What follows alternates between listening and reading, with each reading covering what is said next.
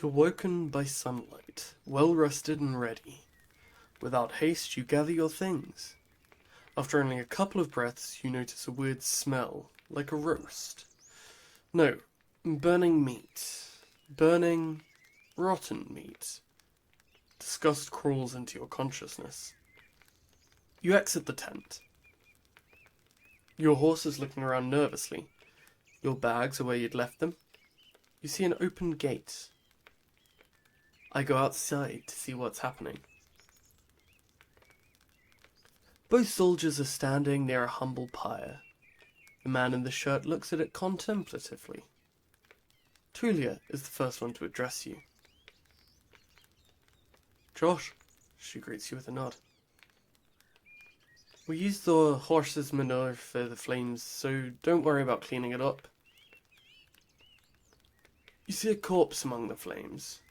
It's impossible to tell if it belongs to a male or a female, but it was an adult. The burning process won't be over for a couple more hours. A traveller, or an undead. The latter. A young one. She lacked the pneuma to understand that she couldn't get inside the camp without climbing. I stabbed her with a spear from a safe distance. She shifts her weight. One more fog and she'd be a real threat. Even now it took a couple of hits to knock her down. Sooner or later, every human shell wakes up, gaining more strength with each soul it devours, and each moment it spends in the fogs. Burning the dead is not just a religious practice, it's a necessity. Soldiers, priests, village mayors, even roadwardens. Making a large pyre takes a lot of time, but it saves lives. Tulia calls this undead a she. Most unites hesitate to do so. Time for me to leave. Running away from the reek, huh? I don't blame you. She walks with you a few steps. Find us here if you need us, or if you learn what happened to Asterion. There is enough ground here for you to rest. Safe travels. These words make you stop. An old farewell, mocked in a number of songs and tales, but yet you hear no scorn in Tulia's voice. You wonder how many acts of kindness like this one you're going to experience in the days to follow.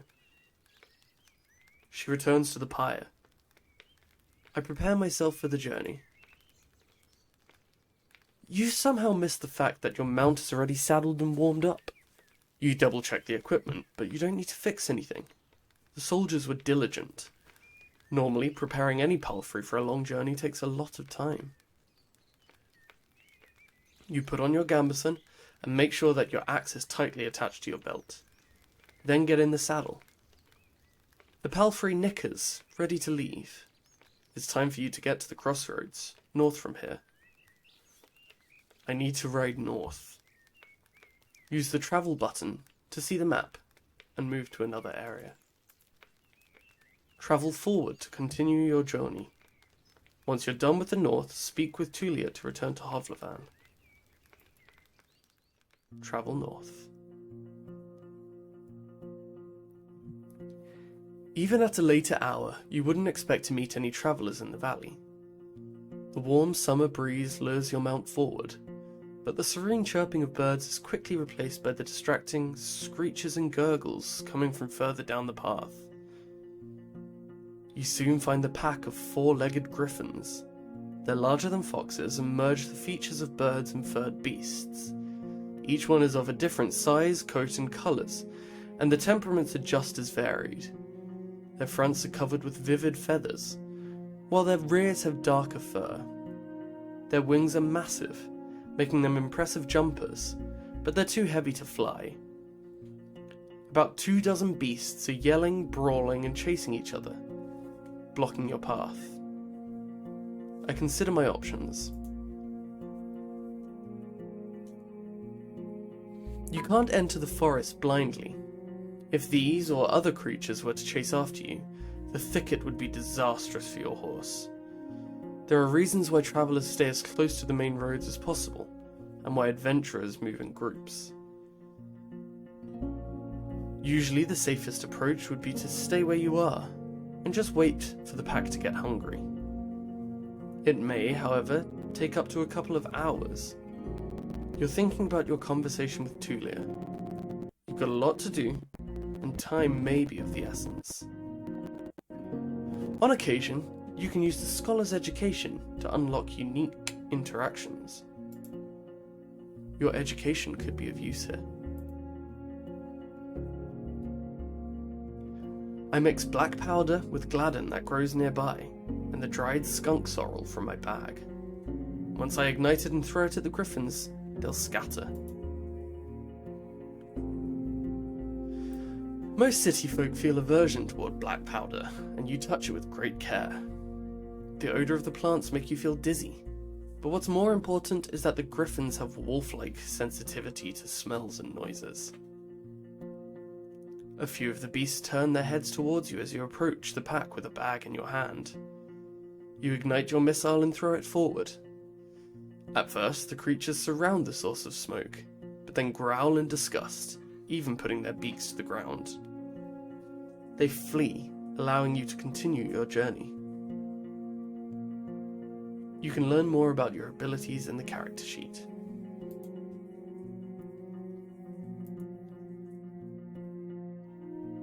Knowledge. You're literate. Your education helps you solve many mysteries. Alchemy. With access to an alchemy table and proper ingredients, you can brew useful balms and potions. I climb on the horse and cover my nose. I really need to find a proper alchemy set.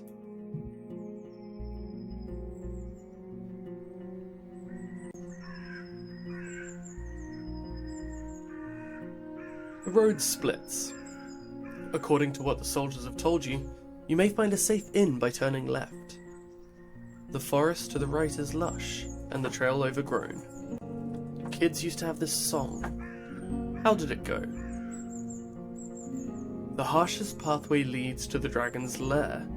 Those who search for treasure. Do you truly dare? The signpost in front of you doesn't make your situation much clearer. It was put here by someone who can't write for folks who can't read. Covered in old red paint, it points east. Blood there, as people say. Danger to be found. There's not a soul to ask for guidance. Keep track of your achievements as your journey unfolds. I look at my horse. What's its name? Ripple. Ripple is peaceful as you stroke its mane. Maybe it can't help you choose a path, but you've spent many years together. Happy to go on, it takes a couple of steps forward. You spot a few berry shrubs and wild cabbages, but they still need to at least 2 weeks to gain maturity. Time to make a turn.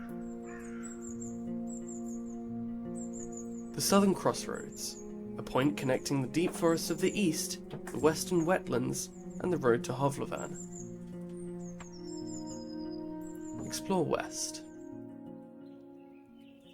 Ripple trots with ease, unbothered by the few branches covering the beaten road. The bird songs and distant howls draw your attention to the forest, which gets sparser and brighter. You spot boars, roe deer, and saurians. The sight of a nearby wolf pack worries you, but once you push your hips forward and your palfrey enters the canter, the beasts don't even begin a pursuit. The speed alone will protect you from many dangers. You notice a stone tower, taller than the trees. It must be the inn I've heard about.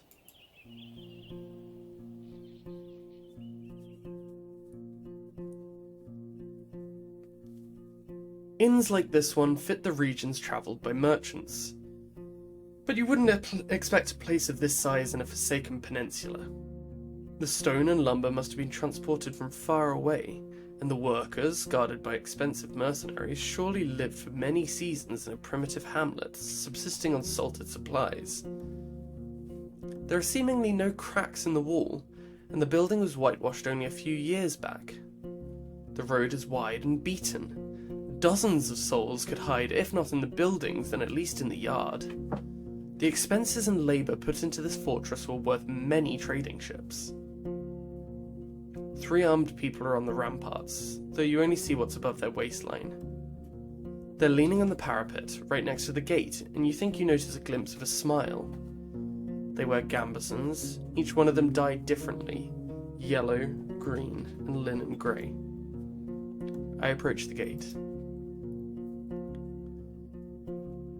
A woman in yellow armour leans forward. She has long, curly, disorderly red hair pointing in every possible direction. This combination of colours doesn't work at all. In the woods, one would have to shout to draw this much attention. There's still a fair distance between the two of you, but she speaks loudly. I haven't seen a horse for years now. I just said that it's weird to see such a large jackass, huh? Her voice is young and strong, with an accent that reminds you of the villages spread around Hovlevan. But no jackass would wear a saddle, I'd say. She exchanges a few words with a male guard wearing green, giving you time to move closer. Well, this one here says there really are donkey saddles. Say, traveller, how hard is it to ride a horse?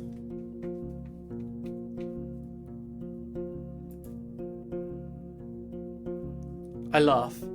You wouldn't believe it. The lessons are a pain. You get off the horse and imitate the silly walk from the day that followed your first long journey, when your whole shell was crying. You illustrate the pain as you move your hand from your back to hips, then thighs. In return, the guards tell you about that time when they had to carry their friend with bitten off legs for 3 days straight, through the heart of the woods. Meanwhile, the other guards open the gate. You may be in a good mood, the woman in the yellow jacket smiles at you. But don't get so noisy when you talk to our boss. The man never smiles. He has the world's suffering sculpted on his face. She leads you under the roof, under which your palfrey can rest, tethered with a cord to a wooden post, near some old hay. Once you're ready, go inside, speak with our boss. Maybe you're hungry.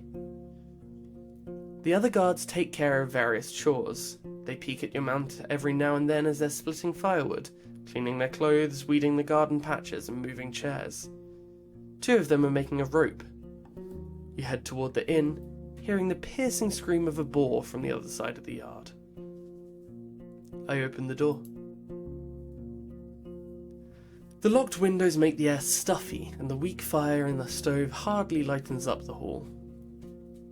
A muscular man is sweeping the floor near the stairs, but after he glances at you, he leans the broom against the wall and heads behind the counter. You're lucky to show up. His voice is deep and soft, with a city-like accent. He observes you with keen attention, yet avoids your eyes. Have a keg of decent ale. Wormwood, bog myrtle, juniper berries, cat's foot. He fills the mug carefully and puts it on the countertop.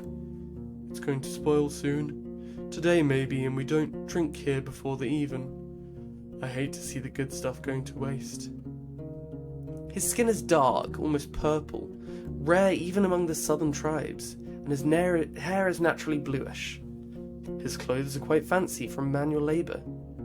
The elegant tunic wouldn't stand out in the city square.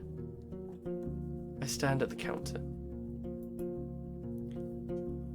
The planks let out a creak after every step you make, so you slow down a bit. You could swear that the innkeeper made little to no noise. Here you go. He pushes the mug forward. But just so you know, my pelt of the north doesn't belong to Hovlevan. You can sleep on the floor if you wish, but if you want a bed or a meal, you have to pay. We may have some leftovers from dinner, but I need to go check.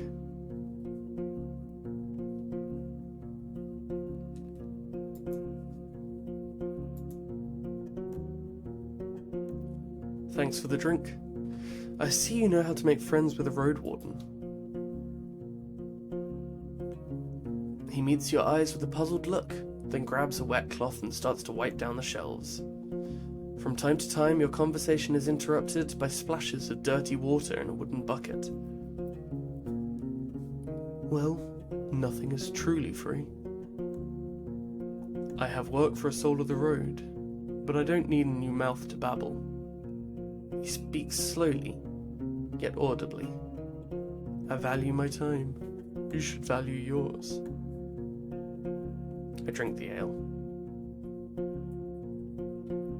The dark room and wooden walls of the mug make the liquid look as brown as a chestnut.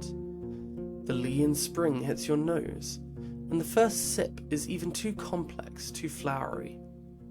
While the brewer has used fancy ingredients, the exotic licorice ruins the aftertaste. Now you know why there's so much left. Maybe it takes an acquired taste. The innkeeper nods. I was hoping to see someone willing to patrol the roads. Maybe you'll help me with a worrying thought I have. Which is? There are brigands in the woods. Our place is a stronghold, so I'm not afraid of an open strike, but they've gotten much more active in the last 2 years. One day, they may steal our furs, and I've no doubt they're the reason why merchants come here only once. Having bandits around gets expensive. He rubs his hands together, camouflaging his paws. I want you to reach Howler's Dell, northwest from here. It's the largest settlement around. I'm sure you'll get there sooner or later. Ask Thais, the mayor, about Klausia, that bloodthirsty wolf of a woman. I've heard rumours about a raid in the north. If Klausia's ready to break the truce with the locals, I'm willing to join forces with them to get rid of her band. He looks at a nearby dragon bone. Not too difficult, right? Just do it when you have a chance. A couple of days won't make much of a difference. I'll pay you 2 coins when you get back with the news. Fine? I nod. Great. What else do you need? About Glaucia's band. He freezes, observing your hands silently. I'm on it.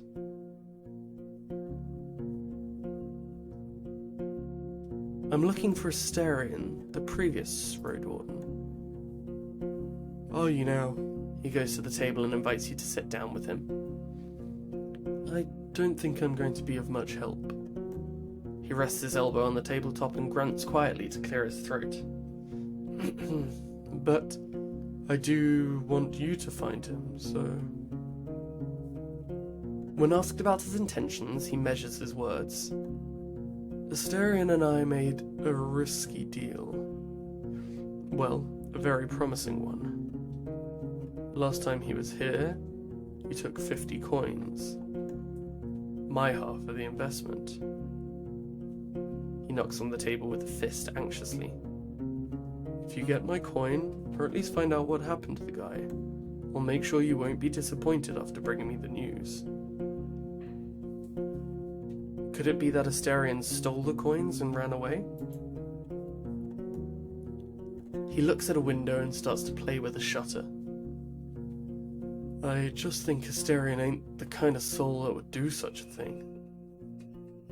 For him, it wasn't much of a fortune, and I'd risk saying he had earned my trust. Not only mine, you know. It's easy for a Roadwarden to make connections. He always had places to go, things to take care of. He rubs the table with his thumb as if trying to clean an invisible stain. I've asked travellers. I've sent a couple of my pals to find him. No real news. I know he stayed in White Marshes for a day and was meant to do something for the people there. It's a village in the northwest. Just stay on the main road until you reach the bogs, then enter them. You may get there before dusk. So let me know once you find anything, and we may yet return to this whole investment thing. I'll think about it. He nods. What else do you need?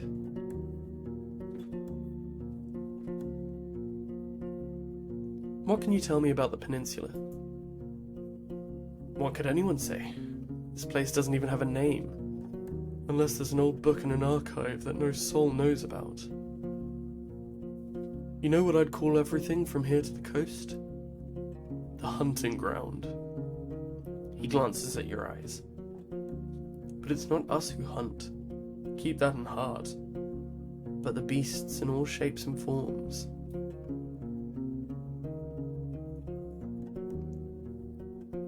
His words gain confidence slowly, which is strengthened by his deep voice. I've lived in this inn for over 10 years now, and I've only seen a couple of roads, a couple of places. It's just, once you get here and you see how harsh it is to hit the road, you have only more reasons to stay at the warm stove behind a wall, even if it's suffocating. He looks towards the windows. I'm sure you've heard a lot already, that the people don't build hamlets anymore. There are no more ibexes from the south, and the traders stay only for a few days. All of our iron is used for cauldrons, not swords or tools.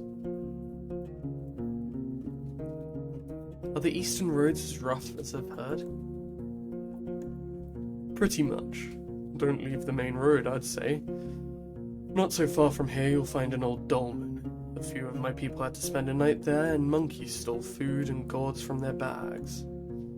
It was their fault. One of them had fallen asleep in the middle of his watch, but you know, the eastern forests are wild, the roads are rough. Almost no soul lives there. One day all these roads will be swallowed by the trees again. The furthest my team has ever gone was the home of the Enchantress. Just stay on track until you reach the crossroads right near an abandoned watchtower. From there, turn east. You'll recognize the place. It's a nice home in a lonely meadow, surrounded by a wall. He looks towards the closed window, but then at you again. Kind of like our walls, but simpler, without coating. She lives as a hermit, Eudocia. I don't even know how she survives there, but if you don't have decent coin, you won't find much there. So back to the crossroads. If you turn left instead, you'll see a road. People stay away from it. It connects the tower and the monastery, a shortcut between the two sides of the peninsula. I was warned by locals not to use it. It already belongs to the beasts. What will I find travelling west? Well, there are hills nearby, then you'll find a village, maybe an hour away from here. It was destroyed by beasts almost a decade ago. Nothing to see there. The goblins live there now, so most people just travel around it. And they say it's haunted, but who knows, who cares? He crosses his arms and starts to sway back and forth, gathering his thoughts. You'll get to a large tree on the edge of the swamp. For the locals, it's sacred. You're not used to hearing someone mentioning pagans as if there's nothing unusual about them. There's a small path south, which leads to an old mine in the mountains, nothing to find there. But keep riding north and you'll find Howler's Dell, set at a clean brook. Farmers live there, and mouflons and druids. They'll let you stay for a night, but they're not cheap. If anyone thinks my prices are bad, it means they ain't been to the Ape Ale Inn yet. He lets out a gentle smile. I nod. I know only a bit about the next settlement, Old Pagos. The soil there ain't too fertile, so they work in their quarry and help other settlements build things in exchange for crops. The forests and hills ain't too harsh, but the Seekers have a small monastery nearby, in the mountains. I don't care much about them. They keep to themselves and they don't pay well. The third village is unknown to me. White marshes set at the bogs. I've heard it smells like a griffin's lair. I've heard a lot of nasty rumours about that place, but I won't share them. I don't want to be a lie spreader. So 3 villages, really. Howlers, the one near the monastery, whatever it's called, and marshes. Don't let their beds and palisades fool you, though. Weird people live there. Don't tell them more than you need to. You wonder if it's something he would tell other travellers as well. Have you ever been to the northern coast? I only know about another inn. It's far from here, maybe a day on foot, a bit less from the eastern side. His eyes once again focus on the floor. I've never been there, but I've heard it's a safe place, close to villages of fishers and hunters, though I don't know much about them.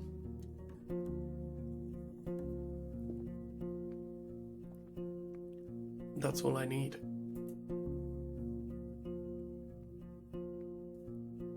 I could eat something. Do you have any leftovers? Yes. I feed them to our boar. I won't give them away for nothing. He tells you to wait, then leaves the building for a few minutes and returns with a wooden bucket and a long stick ending with a hook. Go through the gate and turn left. You'll see a bunch of bushes. We need some berries. Bring me a bucketful. You'll be done in half an hour or so. Your horse could use a nap anyway, and I'll prepare something to fill you. The hook is not made of metal or wood. It's a long, curved claw, almost black. I reach for the tools. Half an hour? That's quite a lot for berry picking. You received a set of tools. The tools are cold, not too heavy. You notice a pair of thick gloves at the bottom of the bucket. The berries are not a problem, the innkeeper smirks. Unlike the snakes. Better scare them away with a stick or move them with a hook, and protect your hands. The little ones won't eat you, but don't get bitten. I'm sure you know how to be patient. Fine, I'll go right away. You step outside. Ripples pouring the ground. At this hour, the armourer's workshop is closed. I approach the guards. The woman in yellow armour is kneeling next to a brown, hairy boar which is resting on its side. The beast is not as large as the dark ones from the forests. It responds to the touch of the human's hand and brush with grateful grunting and rapid twitches of a hind hoof. No matter how friendly it appears, it's still tethered to the well, and you have no doubts that its charge would leave Ripple dead in a breath. When the woman notices you, she steps forward, to the boar's disappointment. So, the new Roadwarden? She points at a window with her chin, forestalling the question. We don't need anything now, but when we travel with our furs, we can use some assistance. She may be around 30, but her warm voice and bright smile are camouflaging the touch of time on her unpowdered face. Like many red-haired people with freckles, her skin is unhealthily pale. The boar runs up to her, observing your boots and fruitlessly sniffing for food beneath the beaten ground. She pats its back, but maintains her focus. How about a game or two? We have a bit of time and can talk about this and that, and maybe you'll get a couple of coins. Or lose one, she winks. We could play dice or throw axes at a target. Sure, let's play some dice.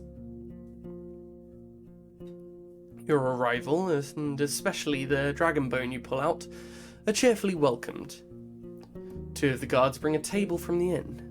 Another one prepares a couple of stools and chairs. There are also spectators, and you're told that the other hunters are either sleeping or have duty on the tower. Remember, no magic, says one of the players. His face is deadly serious. The game is new to you, but in no way baffling. 4 people can play at once. The wooden dice are long, with only 4 dotted faces. Every time someone wins a round, they get a point, and the person with the most points at the end of the game wins all the coins. As you play, you don't feel like you have much control over the results. I blend in with the group. You share casual jokes, memories and views on luck and optimal strategies. Ripple and Tulia's camp are also brought up, but when you ask about the roads or the locals, their stories are vague. The drinks are here. It's a poor beer made from the leftovers after the regular brewing. It's cold, sweet, and doesn't reach your head, but you try to avoid the smell. Just don't spill anything. The boar may get sick, says your bald opponent. In just a few minutes, you get 2 points, which are now represented by smooth pebbles. You don't really know how you got them. Either you don't get the strategy, or it's just pure luck.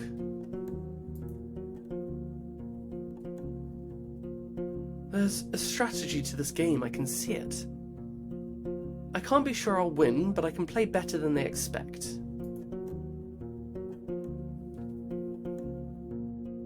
During the final round, you get ahead of everyone, and the spectators playfully comment on your moves. The winner takes all. 3 dragons are placed on the table, and you put them in your pouch quickly. The table and chairs are moved back into the building, and the guard in yellow armour thanks you for playing. Is there anything you need? The innkeeper's asking me to forage for berries. She chuckles. Oh, don't worry about it. Usually we forage by ourselves, but he wouldn't ask you for a dragon for a meal. He gives small jobs to people all the time, just to see who agrees to do them. Wants to judge who's of use and who's too proud for their own good. If you've agreed, just be sure to get those berries today, and don't try to take his tools away. He hates thieves. Have you ever been at the heart of the woods? We sometimes hunt south from here. There are good hunting grounds in the western half. The second one's too overgrown, maybe the soil's different. She shrugs, then moves the hair away from her forehead. But it's a risky spot. There are treants there and wolves, even the furless ones. And if you have to go through the tall grasses, watch out for what's on the ground. There ain't many archers in the trees. She smiles as if it's a joke. But there are all too many worms, even larger than a water leech. I have some questions about this place. Not much to tell, honestly. There are many beasts around, both wild game and dangerous monsters. We spend our time surrounded by these walls, leaving only to hunt, forage or trade. That's an unusual tower. I'd expect it to be closer to the gate, and shorter. Like in Ovlevin, fair, but it ain't here to protect the gate. This stronghold was built long before we moved in, and not to fight off humans. The tower is meant to be used by those who observe the deep forest. We look out for fires, dragons, and any winged creatures that are looking to roost on the roof. Baldy, she nods towards a man who indeed is completely bald, has a great eye and sees well even in darkness. Any interesting creatures living nearby? Here? Everything lives here. She flips her hair. I swear, we saw a few dragons, a unicorn family, a battle between trolls and goblins, faced 2 beastmen, oh, and a gargoyle, and a hunting queen shouts all the time. I could tell you about them, but I won't. She winks and pats the boar on its head. You know, hunters have their secrets. Your group seems to be quite attached to this boar. How could you not be? She crouches and raises the boar's head, but it steps away and squeals as if someone's murdering it. It came with us from the city, just in case. We had no clue how our first winter would go, so we needed some backup meat. And it works too. Cleans the dirt. She reaches out to the beast again, but it trots away. The woman straightens up with a pleased sigh. We haven't needed to eat it so far, but it's also funny. I learned in my home village that the farm boars are getting a bit smaller and more cuddly, kind of like ibexes. So it's not such a wild, dangerous beast. but we don't let it get close to other animals. Or children. What do you usually hunt for? Anything we can eat or sell. If there's a partridge, a squirrel, or a rat, we don't complain. But when we move as a group, we look for something larger. Deers and aurochs are delicious, but we don't always look for taste alone. There's value in bones, antlers, claws, tusks, things people use to make tools or sculptures. We use some of them to make tools and spears. You can never have enough spears. She pauses and looks at a strand of her hair, then suddenly speaks up again. And we look for furs, of course. What can I find north from here? I'm sorry, we don't really go to those regions. We stay close to home, only sometimes move south or west to Howler's Dell, but only to trade. They're fine with buying more than they need, since they then take the wares to the coast. She takes a long breath, twirling her hair and gathering her thoughts. You know what?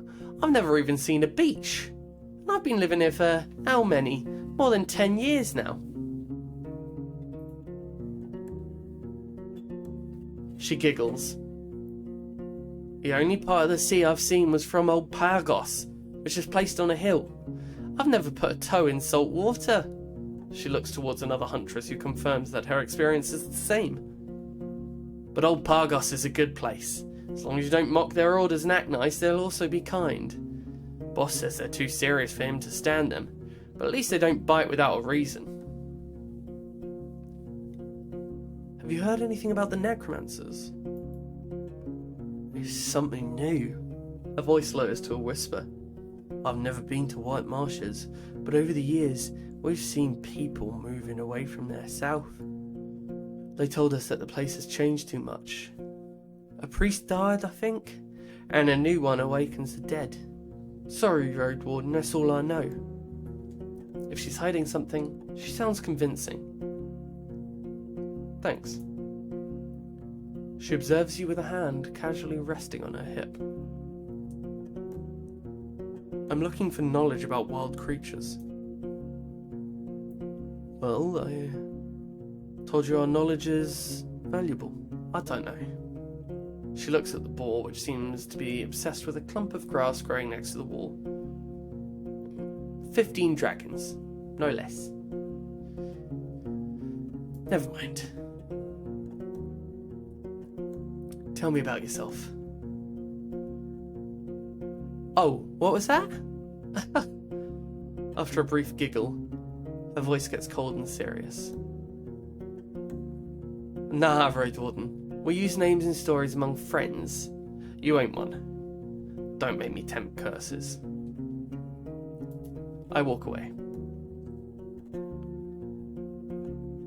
You return to the courtyard. You hear the clinking of tools coming from the armourer's workshop. I head to the armourer. You walk past the well and find a small open shed, not unlike the stable, but with a humble set of tables, carving tools, hammers, sharpening stones, pincers, knives and other tools. As long as something can be solved by brute force, this place will find a way to do so. There are 2 people sitting on a long bench. The first one is a male with maybe 2-inch-long hair, a cleanly shaven face, a thin, long yellow tunic, bare legs and sandals. He ignores your presence, sewing a gambeson with great concentration. The second person is a boy, maybe 15, who's wearing the crude outfit of a farmer. He glances at you, but soon returns to sharpening a long dagger. Greetings. The man raises his head, but it's the boy who speaks, focused on his task. He ain't talking. Tell him what it is that you need. The man smiles in confirmation, looks at the piece of garment in his hands, then looks around, shrugs, and returns to you with a raised eyebrow. I look at the youngster. Learning the trade, I see. Kind of, he answers reluctantly, but his teacher pats his knee, giving him a harsh look. The kid clears his throat. Yes, But we both ain't masters, you see. There's not a soul to teach us, so once I'm ready I'll try hunting instead. Fixing things for others is boring. The man grunts a sound, though you don't understand it. Seeing your face, the boy chuckles. He said safe. Let's meet in the middle. Boring, but safe. The man nods. Could you patch my clothes if they were torn? He shakes his head and points at the uneven seams of his own tunic, then grabs a crude bone needle and shows you its broken head. He wouldn't even if he had the tools, says the boy, but you can try in Howler's Den or Gale Rocks. I leave the shed. I go to the well. The recently renovated wooden roof covers the well from rain and birds. One of the guards is enjoying the cold drink he drew with a bucket and tells you to only use as much water as is necessary. I won't get any cleaner here. I step away. I should go outside and forage for berries. The innkeeper knew what he was talking about. You put on the gloves and look through the bushes from a safe distance. It doesn't take long before you notice the first serpent lying on a rock somewhere in the thicket. The creatures are not that large, and even if some of them hiss at you or slither closer, the jabs of the hook keep them at a distance. You don't know much about these berries. They're round and reddish. You wouldn't trust such a colour, even if you were looking for food in the wilderness. The plants don't have thorns, but the leaves are harsh, so you make sure to thoroughly cover your skin with your clothes. You have to look through many bushes to fill the bucket, but the presence of insects and snakes doesn't allow you to relax. I notice a shrub that's not like the others. One of the bushes in the back has more berries than the others. They're purple, and as you squeeze one of them, you recognise that these are marshbules.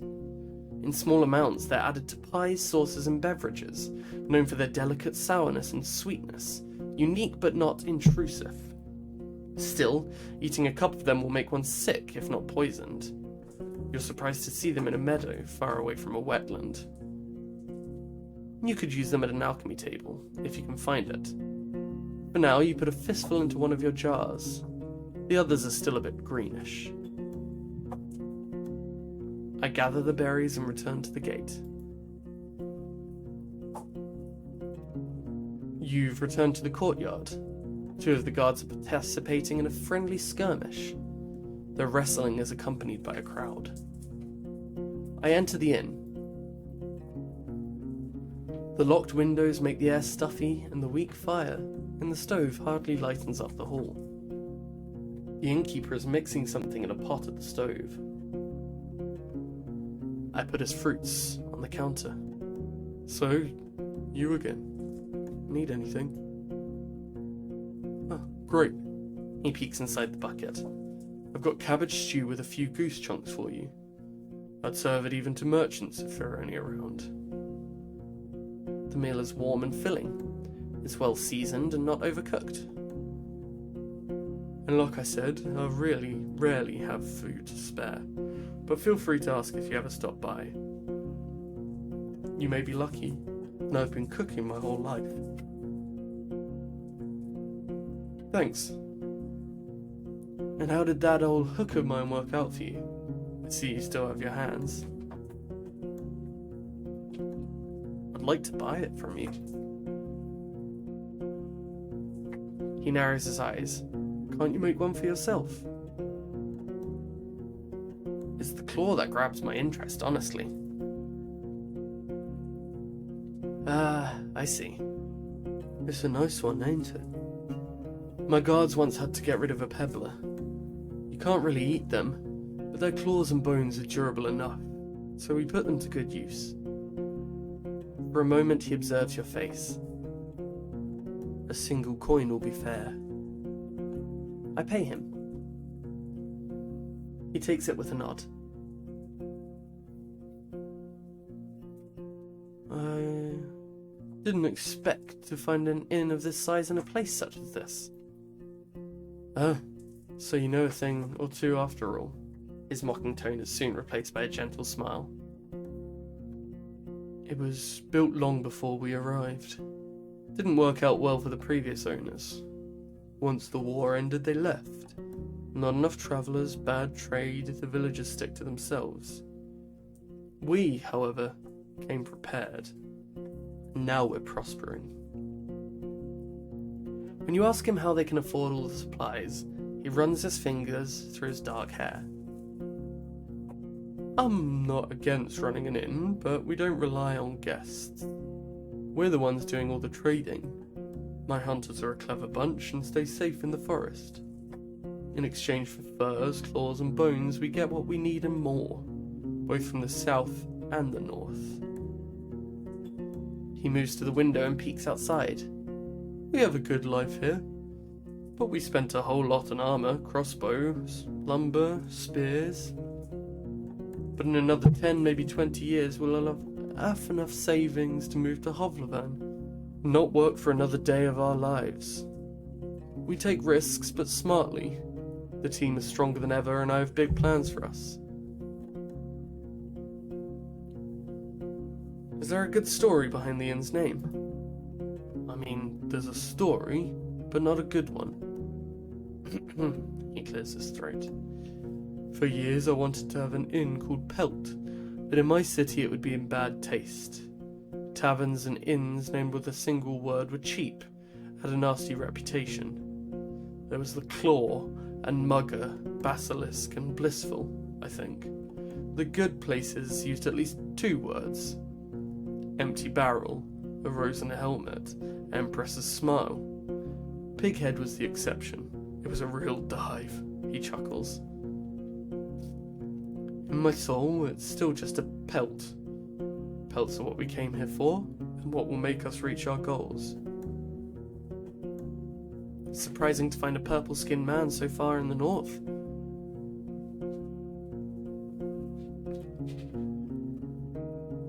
I ain't seen a soul looking like this since my ma died, he shrugs.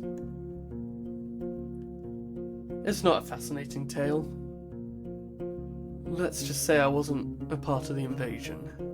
Yet I'm glad it freed all those who were chained by the cities and their corsairs.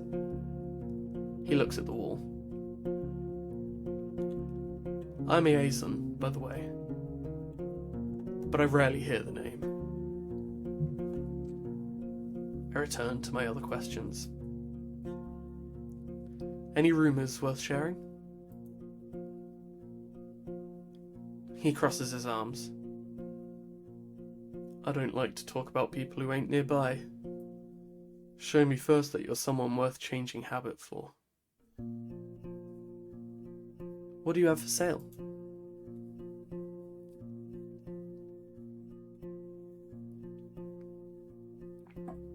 I can go and pick up a few things for you. Some food for your travels to start with. Apples, nuts and sausages. Not too many at once. We need to maintain our supplies.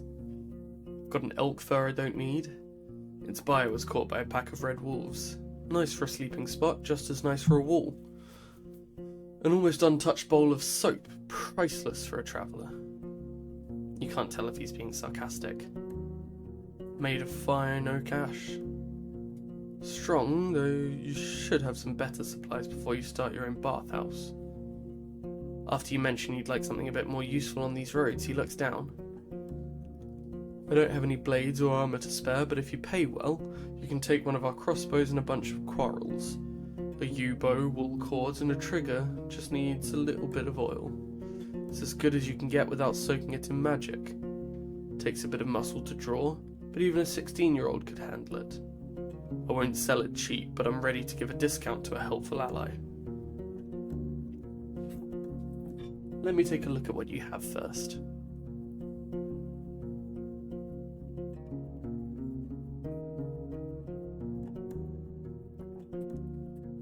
Food rations. 3 filling meals that won't spoil anytime soon. An elk fur, a high-class fur, a valuable commodity. A crossbow, a decent crossbow with 5 quarrels. quarrels, a set of 5 arrows for a crossbow, a box of soap, an oak-based balm that burns skin on longer contact.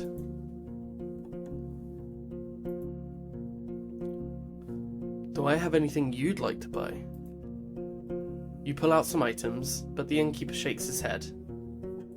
I don't need those, nor could I sell them to anyone. I'd rather make coins than waste them, so bring me something of value. Different traders are interested in different goods. They'll purchase only some of the things you have to sell, and their offers may vary. I pack my things. That's all I need. I go outside. You step outside. Ripple is looking around. You hear the clinking of tools coming from the armourer's workshop. I go to the well. The oak ash soap you own can help you get cleaner. I wash my shell. Splashing yourself with cold water from a bucket won't take away your smell, but it's enough to remove the tallow and sweat from your skin, or mud stains from your clothes. I step away. I head to the armourer. The armourer is focused on his repetitive tasks. I'm in need of your services. He nods, points at the laces in front of your jacket, raises his clenched fingers to his shoulders, then gently spreads and lowers them as if he's taken off a robe. You follow his command and allow him to properly inspect your gambeson. After a few minutes, he gives it back, then reaches for his pouch. He pulls out one dragon bone, shrugs, then another one and waves both of them in the air, pursing his lips. He makes a few speech-like noises with his empty mouth, groaning what sounds like, I don't know.